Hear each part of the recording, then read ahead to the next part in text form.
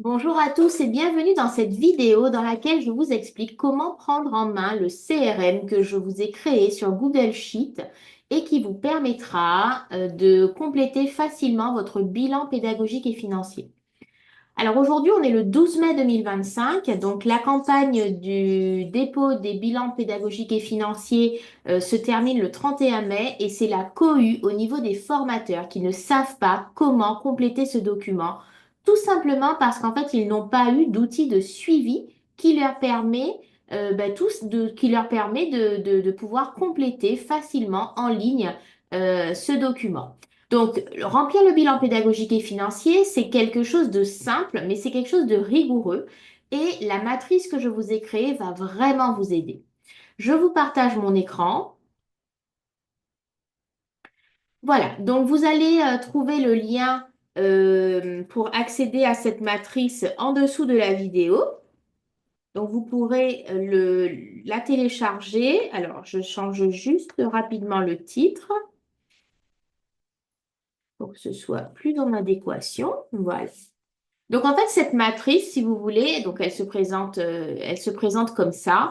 Elle vous permet d'avoir le suivi de vos sessions, donc que vous sachiez qui sont vos clients. Alors, est-ce que c'est un client entreprise ou un client particulier? Quel est le nom, si jamais c'est un particulier ou une entreprise, pour que vous puissiez avoir votre suivi. Alors, vous pouvez vous en servir également pour suivre les coordonnées, hein, donc email, téléphone. Le statut, est-ce que c'est quelqu'un que vous avez eu en contact mais qui n'est pas encore votre client? Est-ce que c'est un client actif ou inactif? Ici, vous allez pouvoir venir compléter finalement les prestations que vous proposez pour que ce soit plus facile pour vous. Donc moi, je vous ai mis des exemples et bien sûr, vous allez venir supprimer les mentions. Par exemple, si jamais vous ne faites pas de VAE, eh bien, vous pouvez prendre la main avec le petit stylo et tout simplement cliquer sur la petite poubelle au niveau de la VAE. Donc vous allez venir sélectionner la prestation, la durée de cette prestation.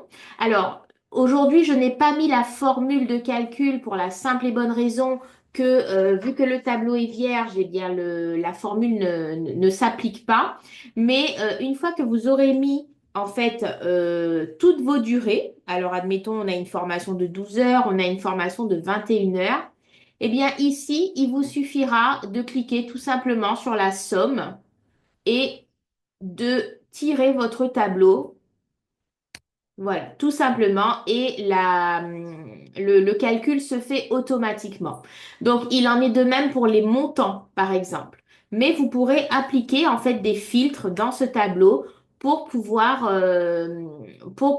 sélectionner, par exemple, si dans prestation choisie, vous avez eu du bilan de compétences et vous avez eu également formation A, par exemple, eh bien, vous allez pouvoir venir définir en fait avec des filtres les durées. Donc, admettons que on ait donc un bilan de compétences, allez hop, 24 heures et une formation 12 heures. Ici, en fait, vous allez pouvoir avec les filtres venir sélectionner uniquement les durées du bilan de compétences ou uniquement les durées de la formation. Voilà, donc une fois que vous avez bien rempli votre tableau, eh bien tout ça n'est plus finalement qu'un jeu d'enfant.